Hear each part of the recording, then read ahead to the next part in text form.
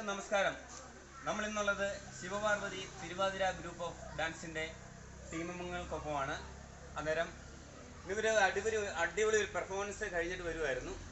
അപ്പം അവരോട് തന്നെ നമുക്ക് ചോദിച്ചു നോക്കാം എന്തായിരുന്നു അവരുടെ പരിപാടി എന്ന്. അപ്പം മക്കളെ, എവിടെയായിരുന്നു പരിപാടി ഇന്ന്? ഡാൻസ് തൂക്കുപാലത്ത് എവിടെ? കല്യാണ ഫംഗ്ഷനൊക്കെ പോകുന്നുള്ളൂ. അടിച്ചു പൊളിച്ചോ എല്ലാവരും? അപ്പം ഇതന്നെ ഒരു കുഞ്ഞിപ്പെണ്ണ് ഇതിനിടയ്ക്ക് നിൽക്കുന്ന ശ്രദ്ധിച്ചില്ലല്ലോ. മോളുടെ പേരെന്നാ? അച്ഛൻ്റെ പേരോ? പിന്നെ എത്രാം ക്ലാസ്സിലാണ് പഠിക്കുന്നത്?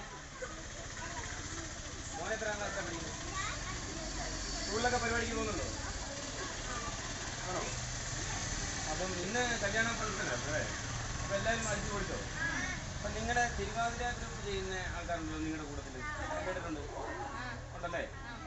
അപ്പം എല്ലാവർക്കും ഇപ്പം ഒരുപാട് അമ്പലങ്ങളിലൊക്കെ പരിപാടി നടത്തിയിട്ടല്ലേ? അപ്പം ഇതാണ് നമ്മുടെ ശിവപാർവതി ഗ്രൂപ്പ് ഓഫ് ഡാൻസിലെ കുഞ്ഞുമക്കള്. അവരിന്ന് നല്ലൊരു അടിപൊളി, എല്ലാവർക്കും നല്ലൊരു പരിപാടിയായിരുന്നു. അവരെ എല്ലാവർക്കും ഒരുപാട് ഇഷ്ടപ്പെട്ടു.